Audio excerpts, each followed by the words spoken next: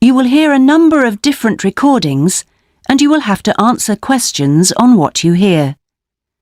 There will be time for you to read the instructions and questions, and you will have a chance to check your work. All the recordings will be played once only. The test is in 4 sections.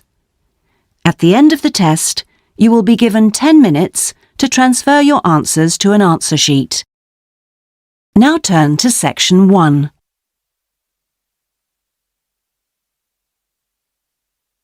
Section 1. You will hear a student talking to a housing officer about living with a homestay family. First, you have some time to look at questions 1 to 6.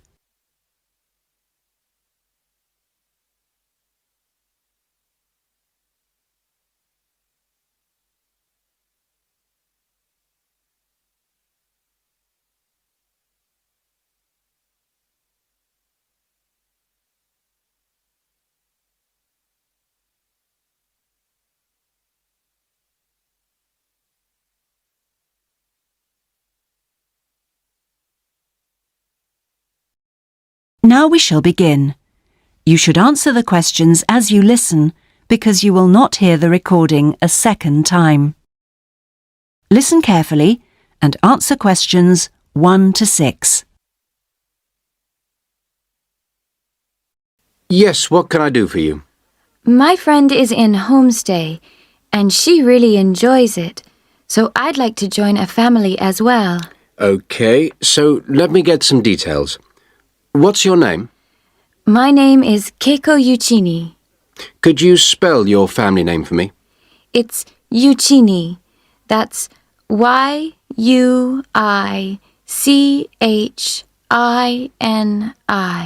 And your first name? It's Keiko. K-E-I-K-O. That's Keiko Yuchini. Okay. And you're female. And your nationality? I'm Japanese. Right. And could I see your passport, please? Here it is. Okay. Your passport number is JO6337. And you're how old? I'm 28 years old. Now, you live at one of the colleges. Which one? Willow College, room 21C. Right. 21C Willow College. And how long are you planning on staying with Homestay? About 4 months. Longer if I like it. And what course are you enrolled in? Well, I've enrolled for 20 weeks in the Advanced English Studies because I need help with my writing. And I'm nearly at the end of my first 5-week course. Okay.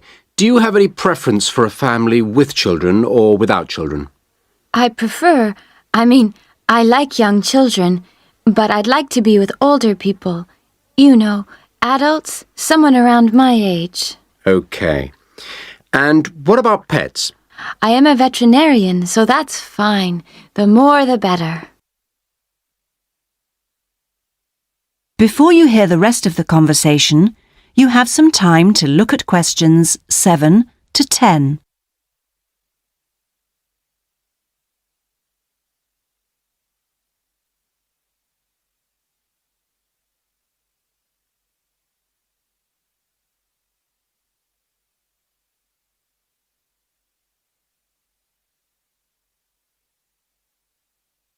Now listen and answer questions 7 to 10. All right. Now, what about you? Are you a vegetarian or do you have any special food requirements? No, I am not a vegetarian, but I don't eat a lot of meat. I really like seafood. And what are your hobbies? I like reading and going to the movies. Do you play any sports? Yes, I joined the handball team, but I didn't like that, so I stopped playing. Now I play tennis on the weekend with my friends. All right. Let's see. Name, age, now the location. Are you familiar with the public transport system? No, I'm not really because I have been living on campus. I've been to the city a few times on the bus, but they are always late. What about the trains? I like catching the train. They are much faster. Now, let me go check on the computer and see who I've got. Listen, leave it with me. I'll check my records and I'll give you details this afternoon. Thank you for helping me. It's a pleasure. Bye. Bye. That is the end of section 1. You now have half a minute to check your answers.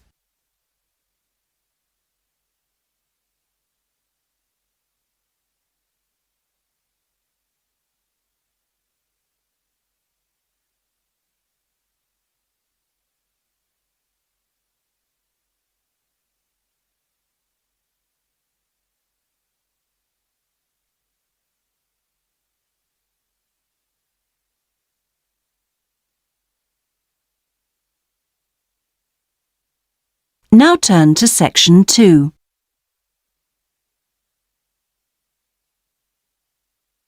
Section 2. You will hear a guide giving a tour of a park. First, you have some time to look at questions 11 to 14.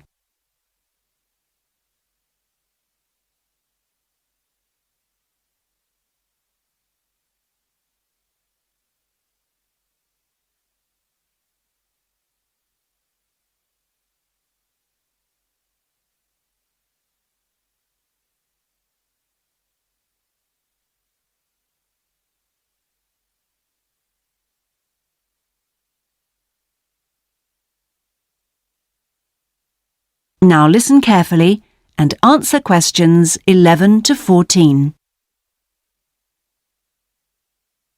Welcome to all of you. Can everybody see and hear me? Good. I'm Sally, your guide for this tour of the Bicentennial Park. I hope that you're all wearing your most comfortable shoes and that you can keep up the pace. So, let's get underway on our tour around this wonderful park. I'll start today with some general background information. There used to be a lot of factories in this area until the 1960s. Creating the park required the demolition of lots of derelict buildings on the site, so most of the exciting park space all around you was originally warehouses and storehouses. The idea of building a public park here was first discussed when a property developer proposed a high-rise housing development, but the local community wasn't happy. If the land was to be cleaned up, they wanted to use the site for recreation. Residents wanted open space for outdoor activities rather than housing or even an indoor sports complex. Now, to the Bicentennial Park itself. It has two areas, a nature reserve and a formal park with man-made features and gardens. The tall blue and white building in front of us is called the Tower and is the centre point for the formal gardens. It stands 12 metres high, so follow me up the stairs to where we can take advantage of the fantastic views. Before you hear the rest of the tour, you have some time to look at questions 15 to 20.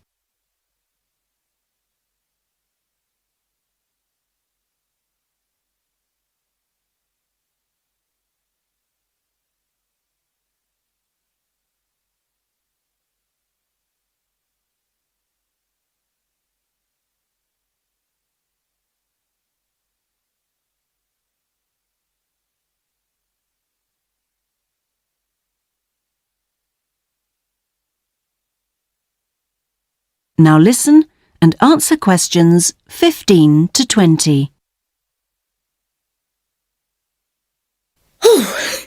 Well, here we are at the top of the tower, and we're going to look at the view from each direction.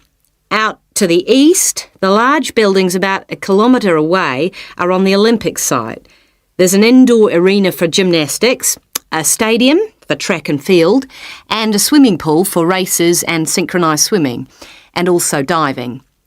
If you look carefully down there, you can see the train lines.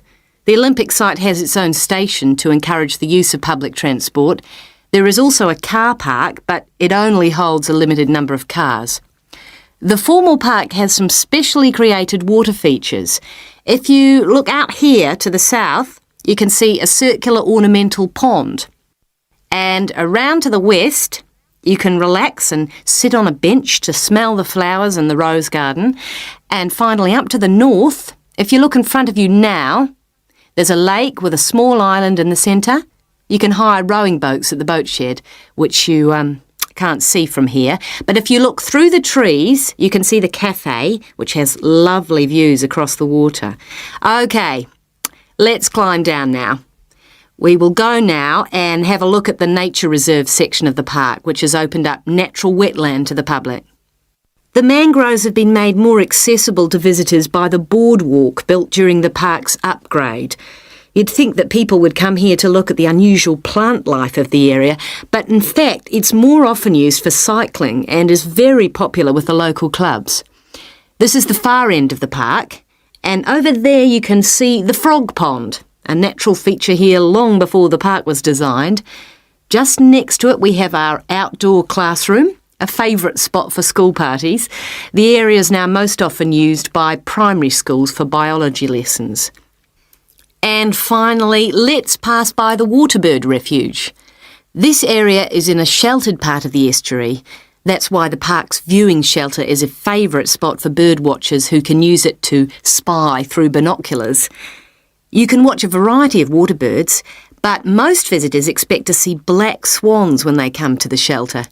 You might spot one yourself right now. Well, here we are back at our starting point, the Visitors Centre. That is the end of section 2. You now have half a minute to check your answers.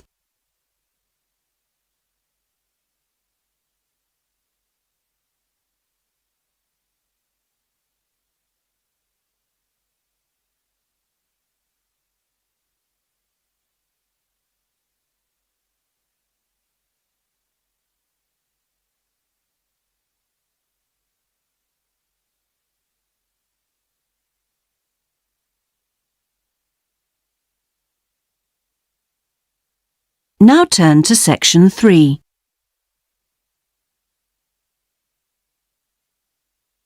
Section 3. You will hear two students discussing a geography presentation they're going to give. First, you have some time to look at questions 21 to 26.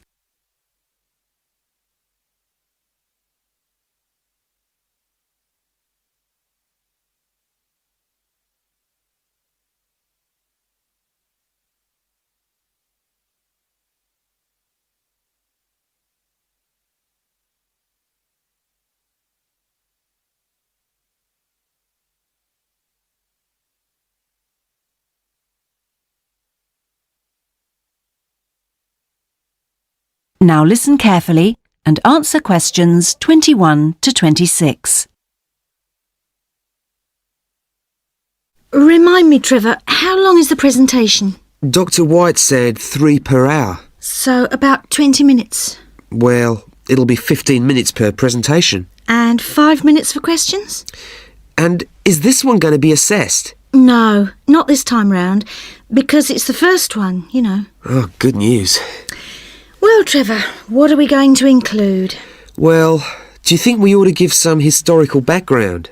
Oh, no, definitely not. We won't have time. OK, but I think we ought to say something about the geographical location, because not a lot of people know where the islands are. Yes, OK. I'll take notes, shall I? Yeah, that'd be a help. So, geographical location?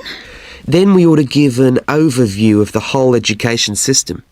Shouldn't we say something about the economy? You know, agricultural produce, minerals and so forth? Well, Dr. White said we shouldn't go into that sort of detail. But it's pretty important when you think about it, you know, because it does influence the education system. Look, let's think about that one later, shall we? Let's see how we're doing for time. OK, so general overview of education. Of course.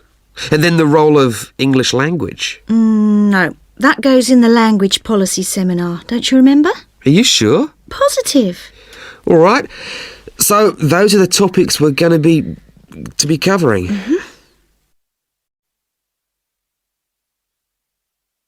Before you hear the rest of the discussion, you have some time to look at questions 27 to 30.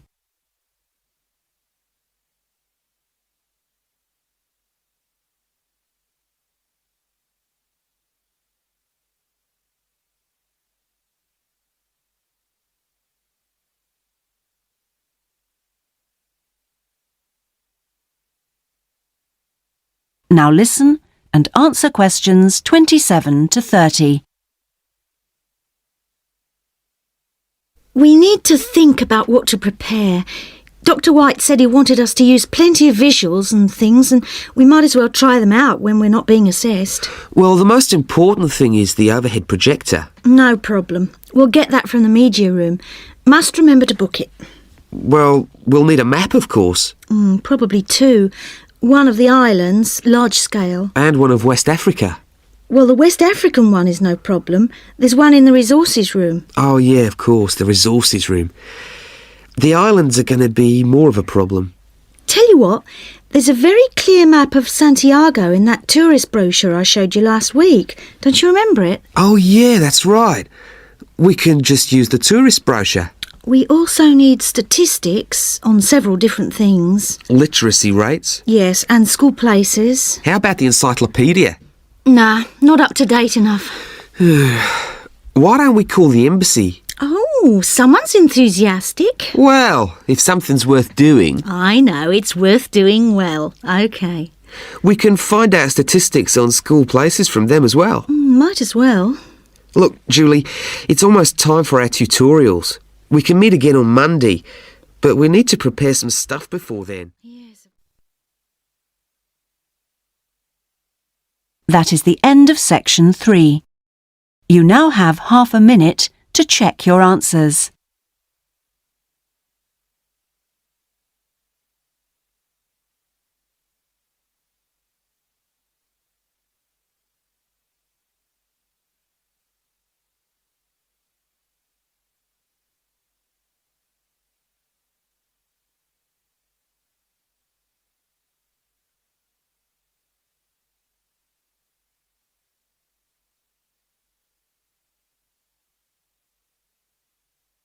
Now turn to section 4.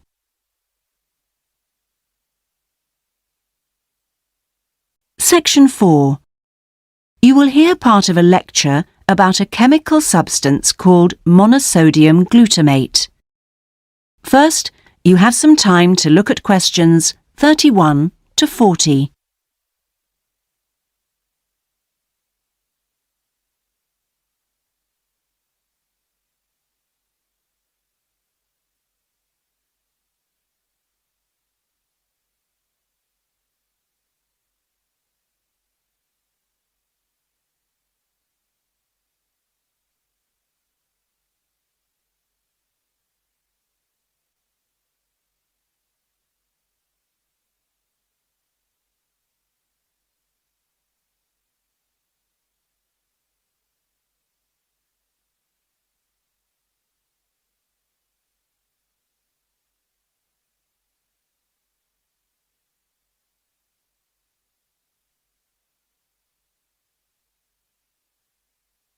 Now listen carefully and answer questions 31 to 40.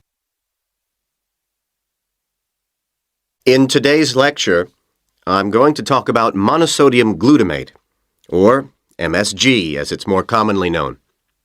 Now, MSG, as you probably know, is a flavor enhancer which is used particularly in Chinese and Japanese cooking. Today, I am going to explore why it is so popular in these cuisines, and more importantly, how does it enhance the flavor of food? The main reason why MSG is more commonly used in Japanese meals is tradition. For many thousands of years, the Japanese have incorporated a type of seaweed known as kombu in their cooking, as they discovered it had the ability to make food taste better. But it wasn't until 1908 that the ingredient in kombu, which was responsible for the improvement in flavor, was actually discovered to be glutamate by scientists working there. From 1908 until 1956, glutamate was produced commercially in Japan by a very slow and expensive means of extraction. It was in 1956 that the speed of the process was improved and industrial production increased dramatically and still continues to increase to this day. In fact, hundreds of thousands of tons of MSG are produced all over the world today.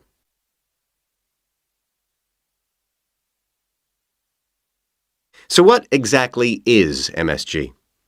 Well, monosodium glutamate contains 78.2% glutamate, 12.2% sodium, and 9.6% water. Glutamate is an amino acid that can be found naturally in all protein-containing foods. So this includes food such as meat and cheese. It is widely known that Chinese and Japanese food contains MSG, but many people don't seem to be aware that it is also used in foods in other parts of the world. For example, it is found in commercially made Italian pizzas, in American fast food, and in Britain, MSG is used in things like potato crisps. So, how exactly does MSG work? Well, in the Western world, we commonly talk of 4 tastes, and I'm sure you're all familiar with the concepts of sweet, sour, bitter, and salt. Well, in 1908, Kikunae Ikeda identified a 5th taste, and it is thought that MSG intensifies this naturally occurring taste in some food. It does make perfect evolutionary sense that we should have the ability to detect or taste glutamate because it is the amino acid which is most common in natural foods. John Prescott, an associate professor at the University of Chicago, suggests that this 5th taste serves a purpose just as the other tastes do. He suggests that it signals to us the presence of protein in food, in the same way that sweetness indicates that a food contains energy-giving carbohydrates. Bitterness, he says, alerts us to toxins in the food, while sourness warns us of spoilage, and saltiness signals the presence of minerals. So, what else do we know about this 5th taste? That is the end of section 4. You now have half a minute to check your answers.